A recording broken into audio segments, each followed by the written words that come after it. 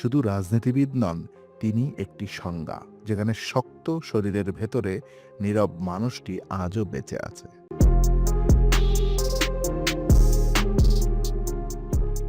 ভাবুন, একজন মানুষ, চোখে গ্রাম বাংলার সরলতা, মুখে বেশি কথা নেই, কিন্তু শরীরটা যেন পাহাড়ের মতো দাঁড়িয়ে আছে। যার হাতে মার মানে সিনেমা হলের চেয়ার কেঁপে ওঠা, যার চোখের তাকানোতেই ভিলেন থমকে যেত। একটা সময় ছিল ভারতীয় সিনেমার পুরুষোত্তম মানেই ছিল একটি নাম, ধর্মেন্দ্র। কিন্তু এই শক্ত শরীরের ভেতরে লুকিয়েছিল এমন এক মানুষ, যিনি জীবনের সবচেয়ে বড় যুদ্ধগুলো কখনো ক্যামেরার সামনে লড়েননি। তিনি লড়েছেন চুপচাপ। এই ডকুমেন্টারি কোনো হিরো তৈরির গল্প নয়, এটা একজন মানুষের দুই জীবনের সংঘর্ষ। একটা জীবন যেখানে তিনি ছিলেন হি ম্যান, আর একটা জীবন যেখানে তিনি ছিলেন একজন নীরব, দ্বিধাগ্রস্ত, আবেগ লুকিয়ে রাখা মানুষ। প্রশ্নটা সহজ, কিন্তু তিনি কি শুধু শক্তির প্রতীক ছিলেন, নাকি এই শক্তির আড়ালে ছিল ভাঙনের এক দীর্ঘ ইতিহাস? আজ আমরা তাকাবো সেই মুখের দিকে, যে মুখ হাসতো পর্দার জন্য, কিন্তু অনেক সময় নিজের জন্য হাসতে ভুলে যেত। তো গ্রাম থেকে স্বপ্ন। পাঞ্জাবের এক ছোট্ট গ্রাম, চারদিকে খোলা মাঠ, মাটির গন্ধ। সকাল শুরু হয় সূর্যের আলোয়, রাত শেষ হয় ক্লান্ত শরীর নিয়ে। এই গ্রামেই জন্ম ধর্মেন্দ্রর। তার পরিবার ছিল সাধারণ, কোনো শিল্পী পরিবার নয়, কোনো ফিল্ম কানেকশন নয়, শুধু পরিশ্রম আর সম্মান। ছেলেটা ছিল লাজুক, অল্প কথা বলতো, কিন্তু চোখে ছিল অদ্ভুত এক স্থিরতা। তিনি সিনেমা হলে বসে ঘন্টার পর ঘন্টা পর্দার দিকে তাকিয়ে থাকতেন। তিনি অভিনেতা হতে চাননি কখনো। তিনি শুধু অবাক হতেন, ক্যামেরা কিভাবে একজন সাধারণ মানুষকে অন্য কিছু বানিয়ে দেয়। এই অন্য কিছু হওয়ার আকর্ষণই তার ভেতরে আগুন জ্বালায়। যখন তিনি শহরে আসেন, পকেটে টাকা ছিল না, কিন্তু মুখে ছিল আত্মবিশ্বাস।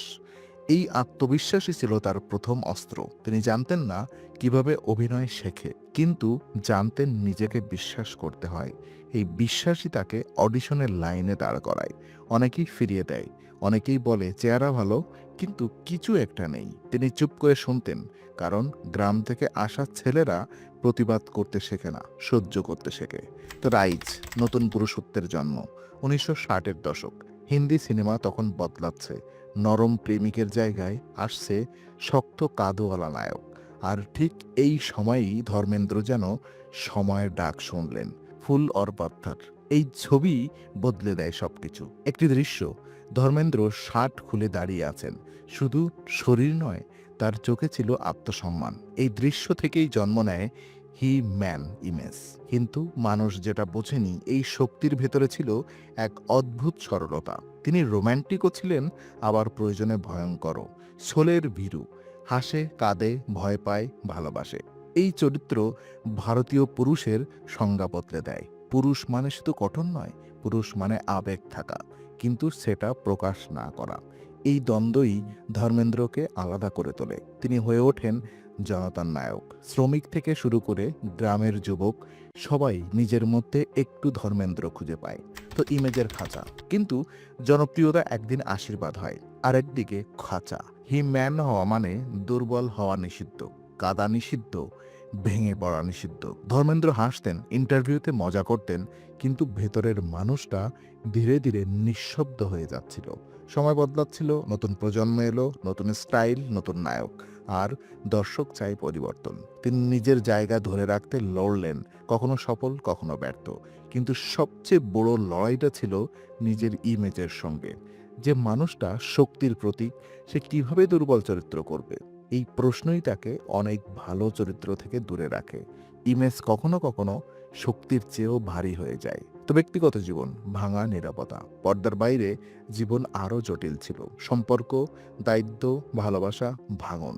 এই বিষয়গুলো নিয়ে ধর্মেন্দ্র কখনো কথা বলেননি, কারণ সেই যুগের নায়করা নিজেদের জীবনকে পর্দার আড়ালেই রাখতেন। তিনি জানতেন একটা ভুল কথা হাজার গল্প বানিয়ে দেবে, তাই তিনি বেছে নিলেন নীরবতা। এই নীরবতাই তার ভেতরে ভার তৈরি করে। কখনো কখনো চুপ থাকাই সবচেয়ে কঠিন সিদ্ধান্ত। রাজনীতি জনপ্রিয়তা থেকে ক্ষমতা। এক সময় এলো রাজনীতির ডাক, জনপ্রিয় মুখ, মানুষের ভালোবাসা। তিনি সংসদে গেলেন, কিন্তু রাজনীতি সিনেমা নয়। এখানে সংলাপ মুখস্থ থাকে না, এখানে চরিত্র বদলায় দ্রুত। ধর্মেন্দ্র বুঝলেন এই মার তার নয়। তিনি চেষ্টা করেছিলেন, কিন্তু মনটা সেখানে আটকে থাকেনি। এই অধ্যায় ছোট ছিল, কিন্তু জীবনের জন্য শিক্ষণীয়। সব জনপ্রিয় মানুষ ক্ষমতার মানুষ হতে পারে না।